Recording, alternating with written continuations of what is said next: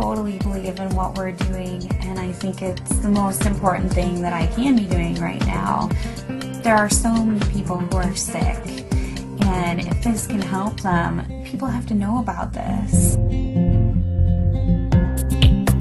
It's fantastic that I get to share this with my family, that we're doing this together, and that we both feel so passionately about it. She was on over 40 different medicines. She had been on methotrexate and Plaquenil, one of those which nearly destroyed her vision. All the potent anti-inflammatories, the Vioxx and the Celebrex, and was on all sorts of painkillers and all sorts of antibiotics. She had classic steroid toxicity. Her face was the shape of a moon because there's a lot of swelling that occurs in the face. At the age of 16 was diagnosed with juvenile rheumatoid arthritis, and that evolved into a lupus condition, a diagnosis of interstitial cystitis, an autoimmune disorder. Bedridden 4 years. Her mother thought she would never survive. I went to talk to William as a friend and as a doctor about his experience with patients and how they used cannabis. Seeing what the juicing did for me, using it in this form, was so significant. It changed my life. About 4 to 6 weeks after I started on juicing every day, I had no more back pain. I didn't need pain pills. I felt the best I ever had. A lot of people think cannabis and pot are not medicine. I stumbled on an article in Scientific American, December 2004.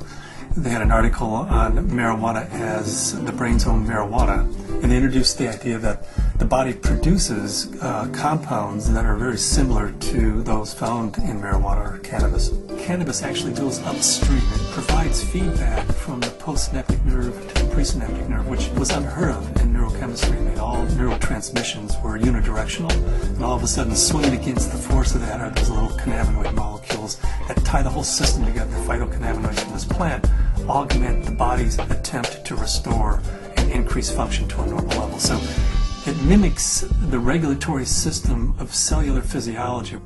And recently the Food and Drug Administration has approved of CBD, which is a cannabinoid like THC, one of 80 cannabinoids. The federal patent compares vitamin C, vitamin E, and CBD, or cannabidiol. CBD turns out to be more potent than either of those two.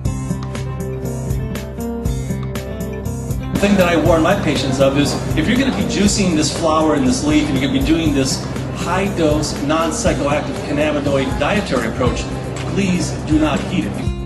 When you heat cannabis, you make it psychoactive, which for a large part of the community, the psychoactivity of a plant is a measure of its medical quality.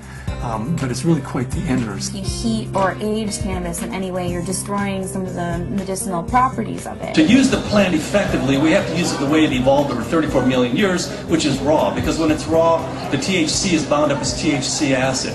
It requires aging, drying, so as a hunter-gatherer, we gather this plant and we notice, wow, as this plant ages, it changes character and suddenly has a psychoactive effect. I think that's the most exciting area of cannabis research, is looking at non-psychoactive cannabinoids. Because if you do heat it, you'll decarboxylate the THC acid, and you're going to have 600 milligrams of THC acid with the CBD acid. You would be unconscious probably for the better part of the week. Between heating the plant, whether that's in a sucker, a cookie, a baked good, a butter, vaporized, smoked, all of those techniques convert THC acid, which is non-psychoactive, into THC and provide you with that 10 milligram dose. But if you eat the plant raw, then THC acid is the way it's found in the plant. It's not psychoactive. The juicing allows you to get up to the 500 to 600 milligrams, which is 60 times more than you could tolerate if it was heated. This treatment is not psychoactive. People don't have to be stoned when they take it. They can take it and go to work. They can take it and play with their kids. It's hard for me to understand laws against something like green leaf therapy and to think that prednisone is legal. We're still fighting the stigma of marijuana back from the 20s, 30s, 40s, 50s. I was a prosecutor for 8 years in Mendocino County, so I know it from both as a defense attorney and as a prosecutor. The 1972 Controlled Substances Act said that marijuana has no medical value whatsoever. The federal government has a patent on its medical properties. The Food and Drug Administration has approved of it as investigative new drug. I have not found the United States to be very open about cannabis research. In order to print an article in a peer-reviewed journal, you have to use cannabis that they have certified for your study. And there are physicians who have waited 3, 4, 5, 6 years, some even longer than that, to just get a sample. The federal government's been kind of schizophrenic in the way it looks at marijuana. It says it has no medical value under that act, but at the same time the federal government has been funding research in marijuana for years, for decades.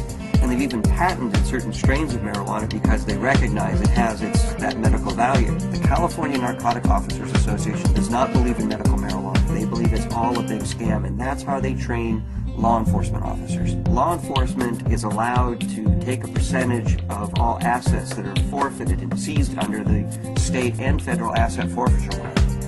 So it takes the really enlightened and compassionate law enforcement officer to recognize that these medical marijuana laws are designed to protect patients.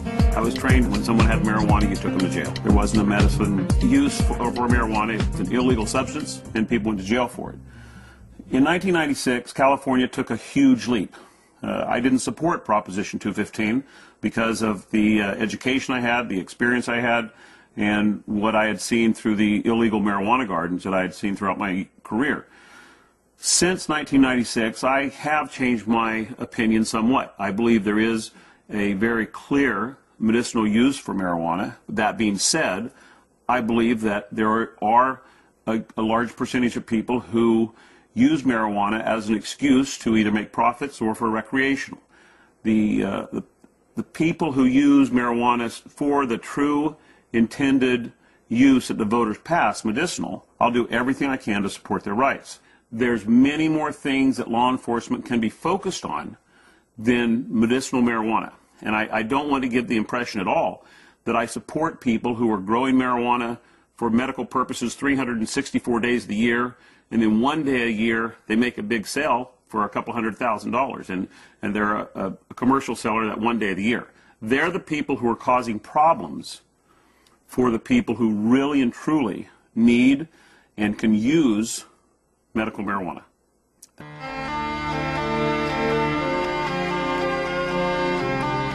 Terrifying, you know, to be told as a parent that your child does have a tumor in her brain. It took 24 hours in the operating room. They gave us a 10% chance of survival with treatment. The Oakland Children's Hospital, where they called me and they said they had a baby who they were discharging home.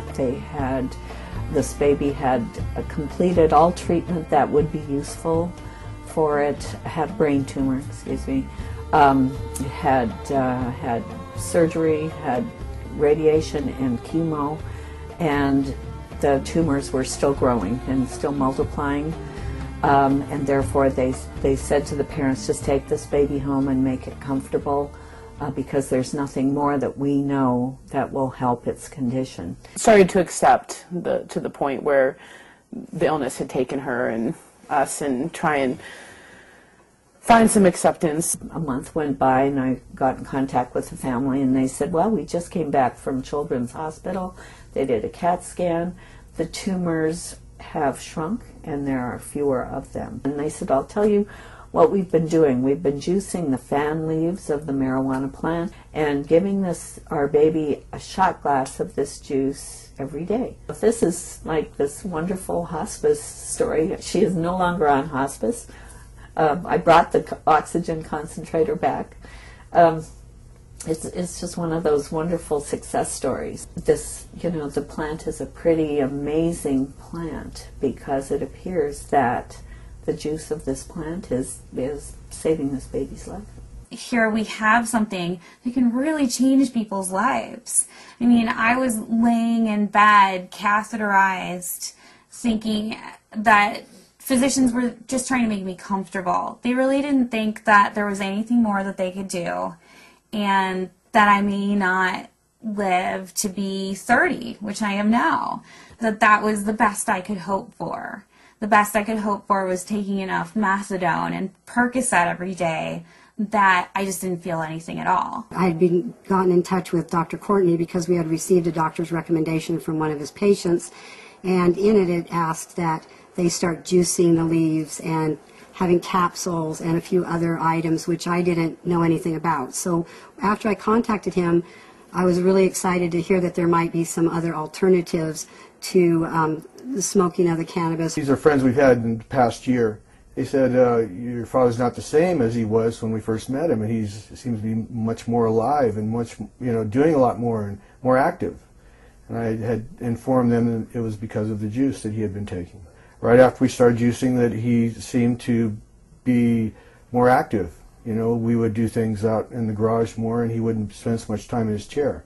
But we have ran out periodically in the last year and a half, and that's what made me convinced that he needed it, because when he would run out, he would have trouble getting out of the car.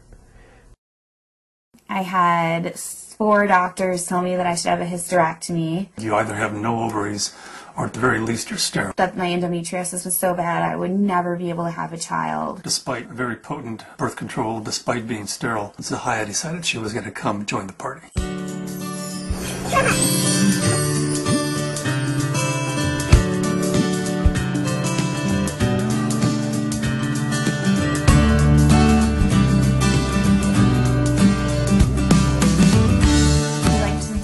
Ourselves by being extremely scientific, and people know that if they're going to come to us, they're going to have to go through a lot of hoops, but they're also going to get the most up-to-date scientific knowledge on this subject, and they're going to see a physician who's an expert in the field of non-psychoactive cannabinoids, and there are plenty of people that want that and are looking for that. We opened our 5th office in Luxembourg. Their government is really sympathetic and open. There's an international group studying autism and CBD in Luxembourg. There's a physician there who's writing cannabis scripts who's also a senator, and we've been working with him, Senator Colombera. The government may be actually funding experiments in a research center using cannabis, in large part because of Dr. Courtney's work with non-psychoactive cannabinoids and Senator Colombera's work with cancer patients. There are now facilities for testing plants, and there's been more progress made in the last 5 to 6 months. A new strain in from Spain called Cannatonic, 6.9% CBD. That's 700% increase over Northern Lights, which is our previous high producer. I would like to find strains that have all of the cannabinoids present in an amount that's useful. I'd like to produce strains that are adapted to environment. In Luxembourg, we're producing thousands and thousands of pounds of seed, to raise the money to give away, a half a pound of seed, because if that person grows an acre of cannabis and feeds their family the proteins and the fatty acids, incredible food source, an incredible preventative medicine source, and an incredible therapeutic source. And at the same time, they're sucking 5 times as much CO2 out of the environment as an acre of trees. First, we have to change Convention Treaty Number 1, which was the convention that the UN put out in 1961 that says cannabis is a crime, should be, if you have it, if you grow it, if it's in your possession, you should be in prison. That dogma has dominated the world. Right now, they're asking for input from the World Health Organization. I'm in the process of writing a letter stating that this is a dietary essential. It's not a criminal thing, because we have to change that treaty before we can go into Central and South America and say, here, grow yourself an acre of this plant, feed your family, prevent illnesses. So Cannabis International kind of legalizing the plant globally, giving it back to people as a food source, prevent illness is so much better than waiting until you have diseases. With my own experience and all the patients that I've spoken to, I believe that it's not an isolated incident, that this is the best medication.